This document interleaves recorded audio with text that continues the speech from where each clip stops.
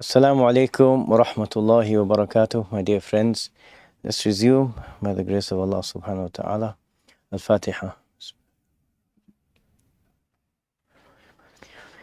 إياك نعبد وإياك نستعين.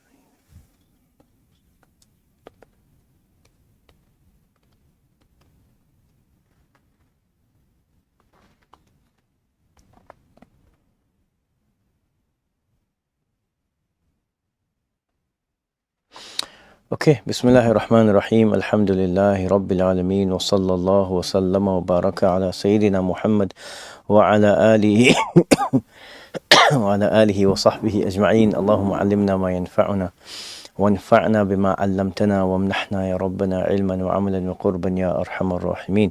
اللهم أكرمنا ولا تهنا وأعطنا ولا تحرمنا وآثرنا ولا تؤثر علينا وأرضنا وارض عنا يا كريم. So, Alhamdulillahi Rabbil Alameen.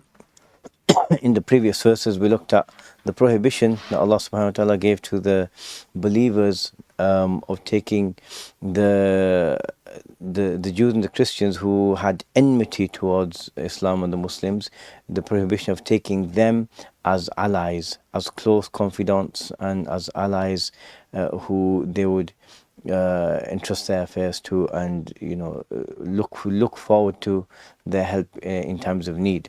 He said no, that they are not going to be your allies. So that's where the prohibition came.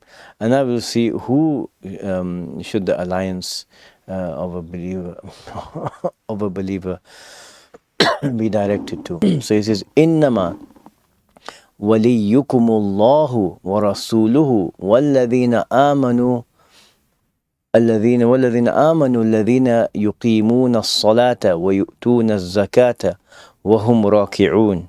Okay, so Alhamdulillah, Allah subhanahu wa ta'ala starts with a nominal sentence with innama. So it's a nominal sentence, a noun generally gives a meaning of thubut, where something's fixed and firm.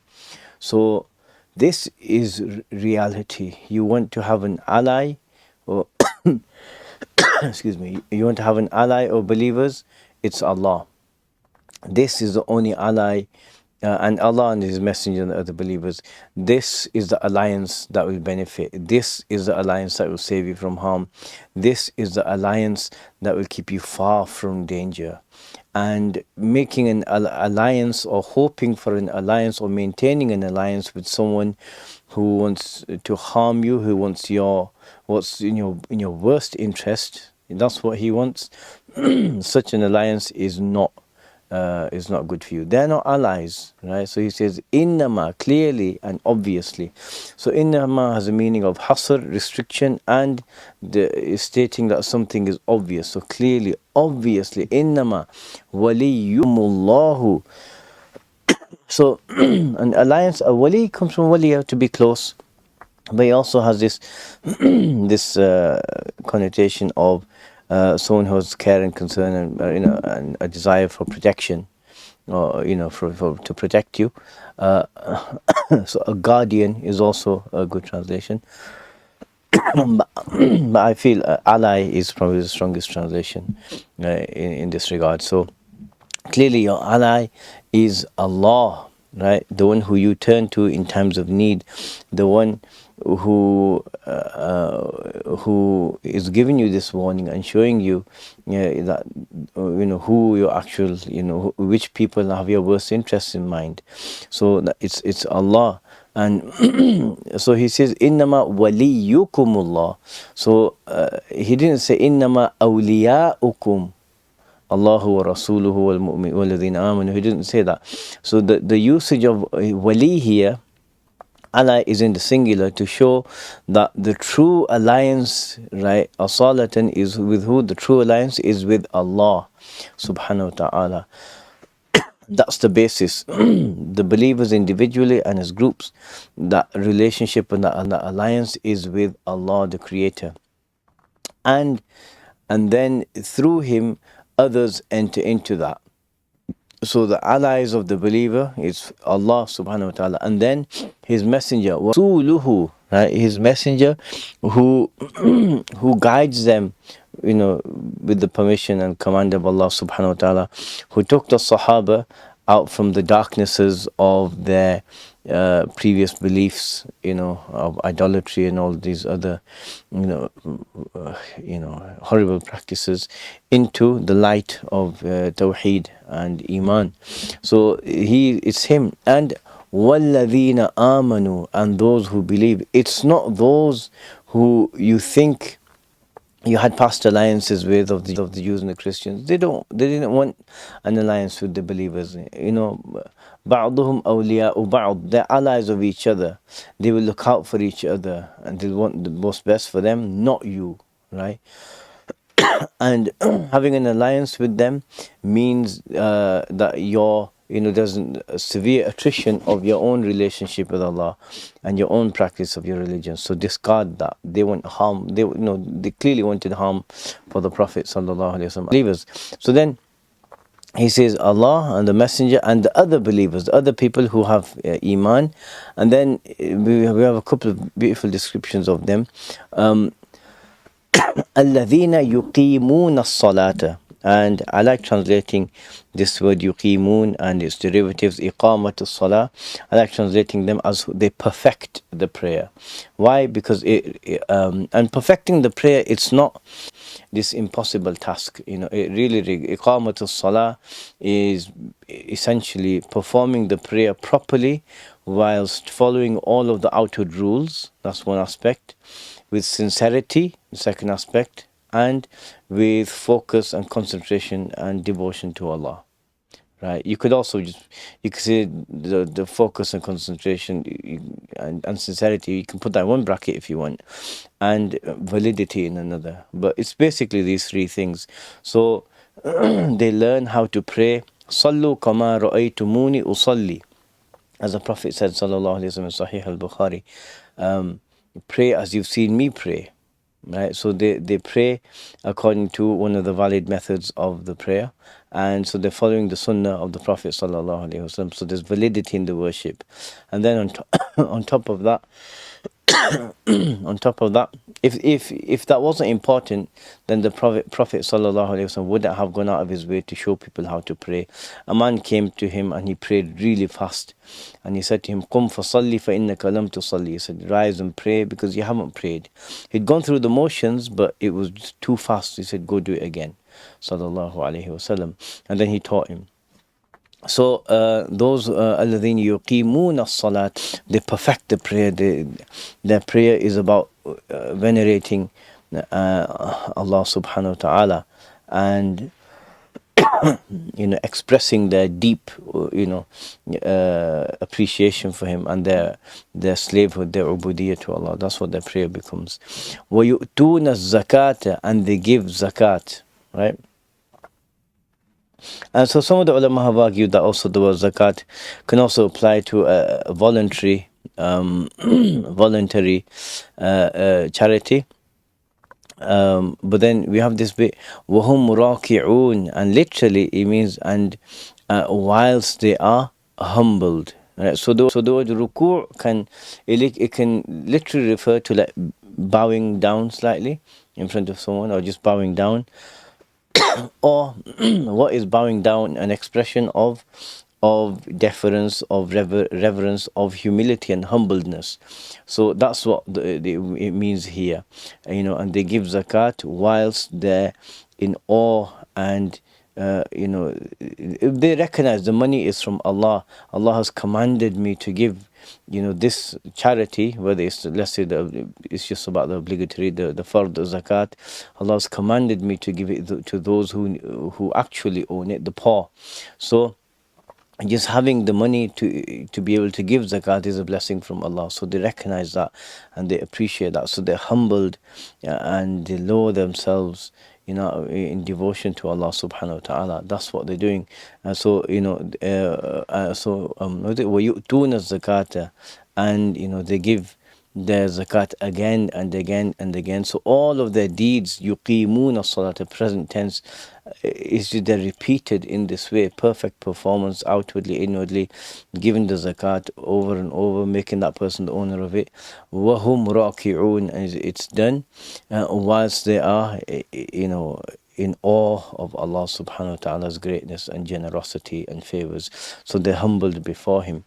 There is a narration which has been criticized. I believe Imam al-Razi criticized a lot of false narrations that were fabricated in this regard by one of the Islamic sects. But there's a narration that says that a man came and asked, he was asking while Sayyidina Ali ibn Abi Talib was praying, and apparently he had a ring on and it must have been loose. So whilst he was in ruku', he flicked it off his finger and it fell, and the man, for the man to pick up. So he gave zakat whilst he was in ruku'. Allah knows best, but from what the ulama have said, that these narrations are fabricated. But rather the meaning here is of, feeling low and abased and humbled before God. So then the next verse, Allah subhanahu wa ta'ala says, so, He's saying, take me and my messenger and the believers as allies, not those who wish you harm. He says, وَمَنْ يَتَوَلَّ اللَّهَ وَرَسُولَهُ وَالَّذِينَ آمَنُوا فَإِنَّ حِزْبَ اللَّهِ هُمُ الْغَالِبُونَ. So whoever allies themselves, see, he's used the word translation here. Whoever allies themselves with Allah, His messenger and fellow believers, then it is certainly Allah's party that will prevail. And this is a prime example, a beautiful example of where it's useful to know logic, where it's useful to know how to think, how the mind works. And it doesn't have to be to a really deep level where but just to be able to know how to think. And this helps in language. And so either people get this through sound fitra that sometimes in education system it's not great at educating, right? Sometimes in educational system what it can do is it can stunt thought. I remember studying in university, Mary Shelley. She was 18 or 19 years old when she wrote Frankenstein. And that's a book that's taught, studied at in university level. And, like the monster is actually a representation of the French Revolution. He was made in Belgium, and that's where the revolution started. And so there's a lot of commentary, socio-political commentary of her time implied. And, in that time, there was an education system like this. They were taught logic, grammar, rhetoric, and they would say, go, read, explore, train your minds. So, it's, these were the tools. So anyway, so get back to the point. وَمَنْ يَتَوَلَّ اللَّهَ وَرَسُولَهُ وَالَّذِينَ آمَنُوا. Whoever allies themselves with Allah and His messenger and the fellow believers. That's point one. Right, so what about him? Then it's implied, then such a person is part of God's party. You can say Allah's party. A hizb is a group that unite on one idea. They're together because they share a particular idea, or the حزبه الأمر. For example, كان رسول الله صلى الله عليه وسلم إذا حزبه أمر فزع إلى الصلاة. I believe that's the wording, that the Messenger of Allah sallallahu alaihi wasallam, when a matter really concerned him, he would hasten to the prayer. So, something to that effect. Anyway, the meaning is correct. So, what the word hizb also refers to is something when something's really important, significant, it concerns you. So there's a group that are together, united on a point of concern and importance. Both these, right? Either an idea they share or a point of concern. So the Hizbullah, and it's unfortunate that political groups have taken these terms, because then the term, it loses its Quranic significance, because then that group claims to be part of Allah. Allah knows best who's part of his group or not, right? I don't know much about the group, but the point is that in this situation, it takes away from the actual beauty of the Quran presentation of the concept. So he says, so whoever takes Allah and His Messenger and the believers as allies, then what's implied, then they are then he's part of the Hizb of Allah, the group of Allah. And then he says, فَإِنَّ حِزْبَ اللَّهِ هُمُ الْغَالِبُونَ, and the group of Allah are the ones who are dominant, they will prevail.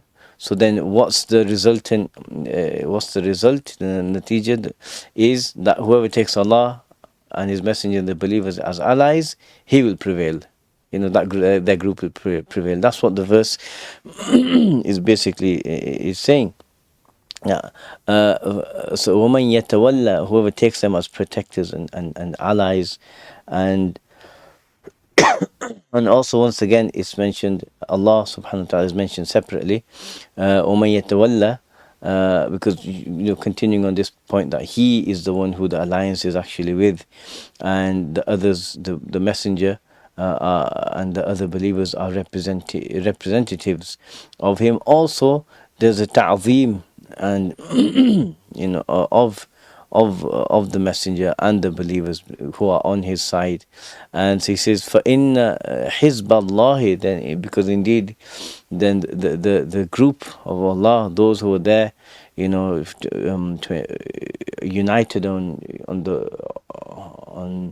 in their alliance to God, right? That group, that Hizballahi, humul ghalibun, they and they alone, which you understands from the ta'rif of both points, the juz'ain, hum, Hizballahi, and then the hum for further emphasis, and al-ghalibun, they alone are the ones who are going to be dominant and prevalent. At the end of the day, on the day of judgment, even in the dunya, but at the end of the day, on the day of judgment, Allah wins. And it's as simple as that. Allah wins. And anyone who opposes Him will regret that. It's as simple as that. It's a case of us, allying ourselves with Allah, to be on this winning side. Humul ghalibun, they will have the ghalaba. Right? Okay, so this is what he's saying. So next,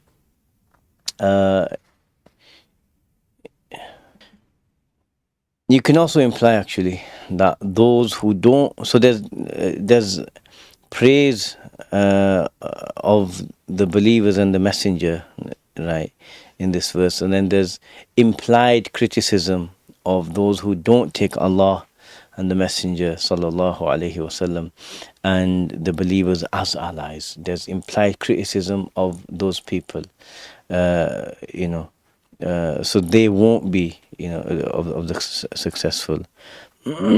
And so it's also, so there's that criticism, and that hint that those people will not have this end result, and we ask Allah for protection. So then, so the next verse is Allah saying to the believers, Ya ayyuhalladhina amanu, O believers, لا تتخذوا الذين اتخذوا دينكم هزوا ولعبا من الذين أوتوا الكتاب من قبلكم والكفار, and you can read it والكفار أولياء. O believers, do not seek the guardianship of those given the scripture before you and the disbelievers who have made your faith a mockery and amusement. And be mindful of Allah if you are truly believers. Okay. So Imam Alusi mentions a narration from Abdullah ibn Abbas that a man called Rifa'a ibn Zayd ibn al-Tabut and Suwayd ibn Harith, two men of the Jews, pretended to be Muslims, and then Allah subhanahu wa ta'ala revealed this, forbidding them, because that's what they would do. They would mock the religion, and we'll look at this. Allah subhanahu wa ta'ala then forbade the believers from an alliance with these people. Well, I just start one point here before we go deep into the verse. So there's two qira'ahs, two canonical recitations. So يا أيها الذين آمنوا لا تتخذوا الذين اتخذوا دينكم هزوا ولعبا من الذين أوتوا الكتاب من قبلكم والكفار أو الكفاري. Both have revealed verses. It's the same verse that was revealed with two different wordings.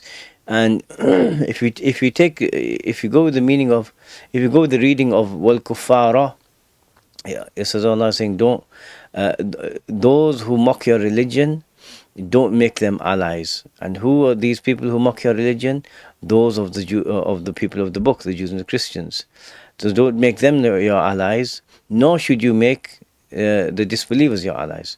But if we read it as well, kuffari is talking about the people of the book and the disbelievers who mock your religion. So it's as though there's an affirmation of a group of disbelievers who are not mocking. I mean, the kuffar here mean the idolaters of Quraysh, and others. There was a group who didn't mock the Islam, and then there were others who did. Right. So I believe that's what we can take from it.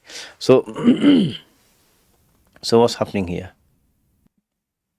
It's a prohibition. He's saying, Ya ayyuhalladhina amanu, once again, or you who believe, your iman necessitates that you do this, you obey this command.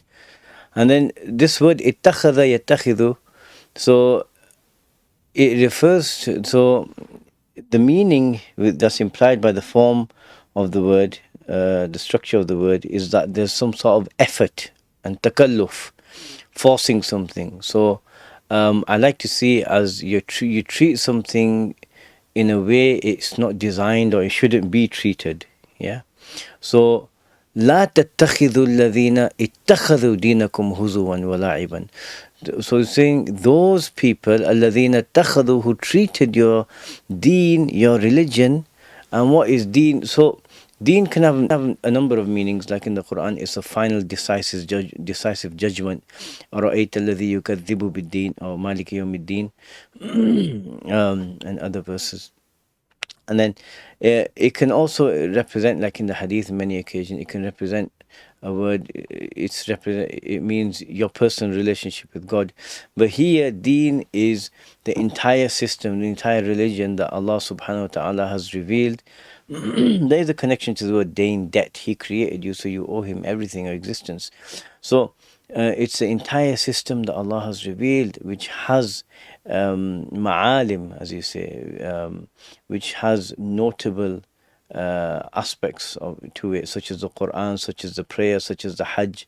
And so this religion is a representation of God's command on earth, what he wants done, and he's revealed the religion with commands, with prohibition, with the wisdom that tells us this for our benefit. He doesn't benefit.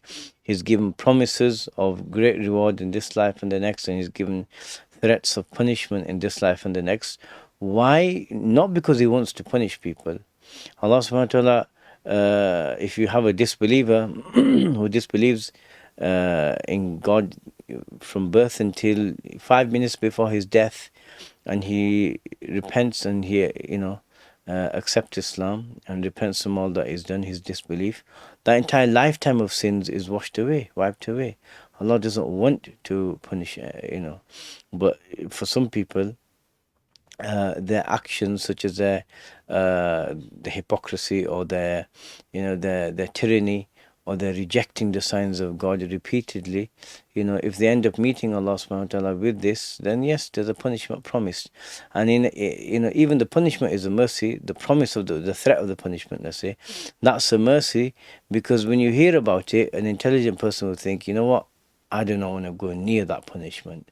So, oh Allah, protect me, keep me firm on the path that you love.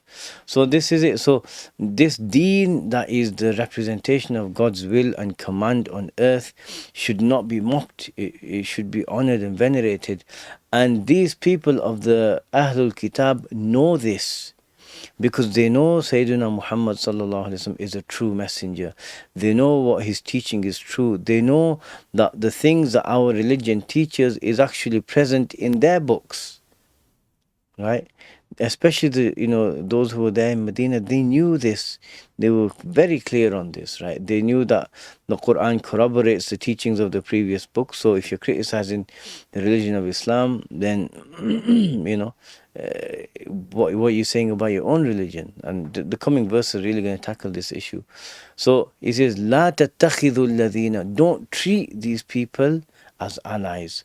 And that la tattakhidhu implies that they don't, you shouldn't be trying to be allies with them anyway, because they're not fit for you to be allies with. Who? الَّذِينَ اتَّخَذُوا دِينَكُمْ هُزُوًا وَلَعِبًا. Those who treated your religion as a mockery. He doesn't say those who mocked your religion, but he's saying that they treated your religion as mocking itself. Like their mockery of your religion is so strong. It's like saying so-and-so is intelligent. No, his intelligence itself, like a hyperbole in this regard. So don't treat them as allies. Who? Those people who make your religion, who treat your religion as a joke, as a mockery, right? وَلَعِبًا, and as a game, what do you do with a toy? Right, you play with it, and it's a distraction, and it's not. If there was a life or death matter, I mean, just imagine a scenario where there's a family. But there's a family. One of the family members is on life support, and the doctors have come to discuss with the family, what would you like to do, and they're saying that maybe it's better to take the person off life support. And imagine someone in that situation getting a game out and starting to play on their phone, right? It's completely inappropriate to the situation that the person's in. And it's the same thing here. This religion that Allah subhanahu wa ta'ala has revealed, his will, his commands, there are consequences to this. So they're treating this as a joke and as a game. So who are they? مِنَ الَّذِينَ أُوتُوا الْكِتَابَ مِنْ قَبْلِكُمْ. Those who were given the book just before you. And this min qablikum indicating just before you indicates they should know better. Excuse me. They should know better. They know what revelation is. They know what kind of commands and prohibitions and rulings Allah subhanahu wa ta'ala sends his messengers with, and what he demands of us.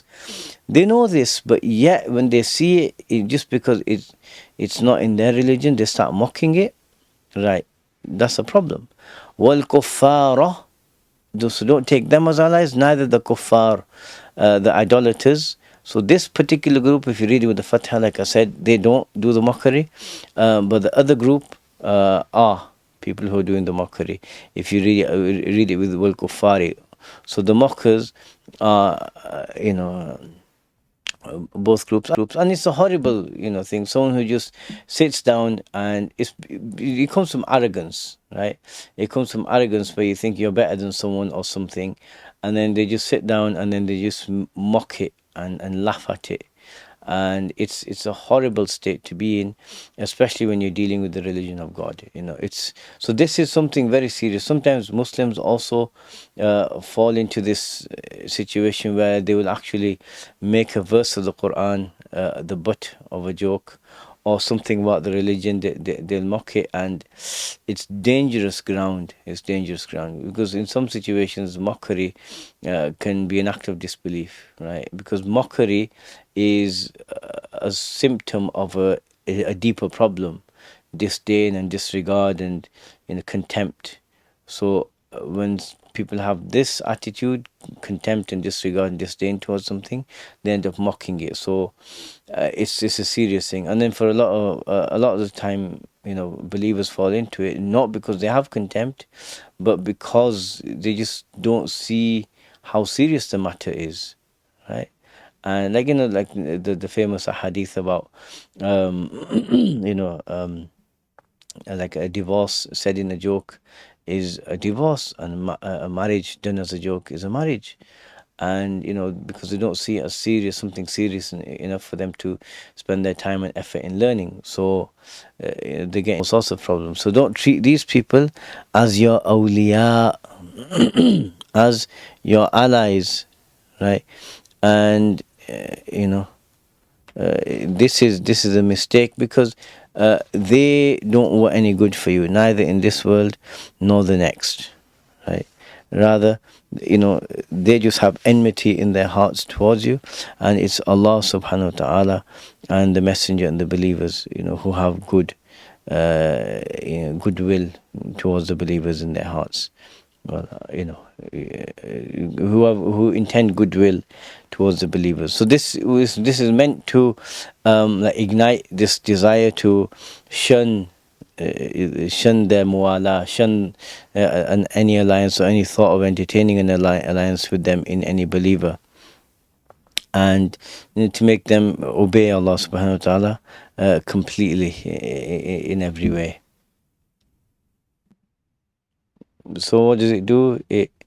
It's the verse is a clear expression of not only their disbelief, but the very limit of their disbelief. They've gone as far as they can, where not only do they reject the truth, but knowing it's the truth, and then think it's the truth, but it's not for us, or we don't want to follow it. But then they mock it, so you just it takes their misguidance to another level.